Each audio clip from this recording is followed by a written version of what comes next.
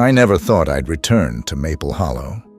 The town was barely a speck on the map, a forgotten place where everyone knew everyone, and secrets stayed buried. I had left for college and never looked back, until I received the call about Aunt Margaret. She had gone missing. No note, no sign of a struggle, just gone.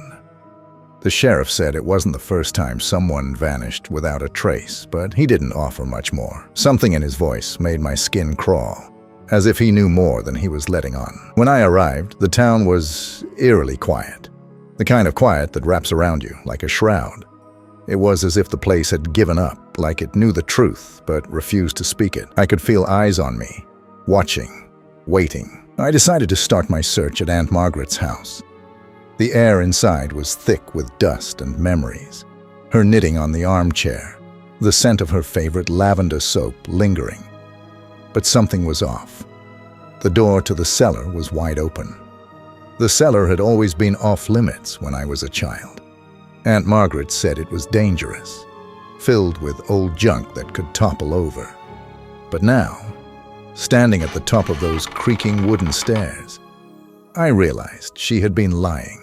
I descended into the darkness, my flashlight barely piercing the gloom.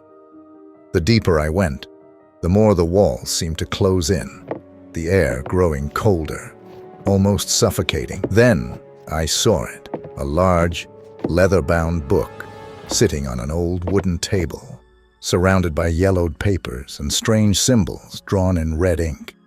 The pages were filled with notes, diagrams, and unsettling sketches of the town and the cornfields. As I flipped through the pages, a cold realization washed over me.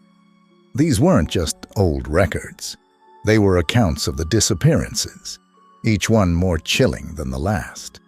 And they all pointed to the same thing, the cornfields. The fields that surrounded the town like a natural barrier, hiding secrets older than the town itself. I could hear whispers, faint and distant, like the wind moving through the cornstalks, but it wasn't the wind. It was something else, something that had been waiting for me to find the book. Panic gripped me, and I slammed the book shut. The whispers grew louder, more insistent, and I could feel the cellar growing colder, as if something was coming for me. I ran, the flashlight bouncing wildly as I stumbled back up the stairs and into the night. The town looked different in the dark. The once familiar streets twisted into a labyrinth of shadows, every rustle of the leaves sounding like footsteps, every creak of wood like a whisper. I didn't stop running until I reached the town square, panting and drenched in sweat. But there was no one there, not a single soul.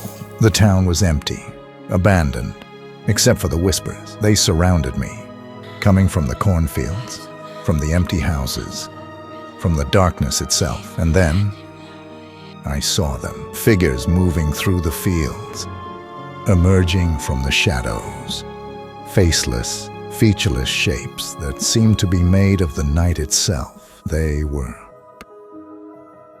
coming for me. I don't know how I made it out of Maple Hollow, but I did. The sun was just beginning to rise when I finally reached the highway, my car parked where I had left it. I didn't look back as I drove away, but the whispers followed me. They're still with me, even now, as I write this. I can hear them in the wind, in the rustling of the trees, in the quiet of the night. They're everywhere. And I know that one day they'll come for me too. No one leaves Maple Hollow. Not really. The town keeps its secrets, and it keeps its people, and now I'm one of them.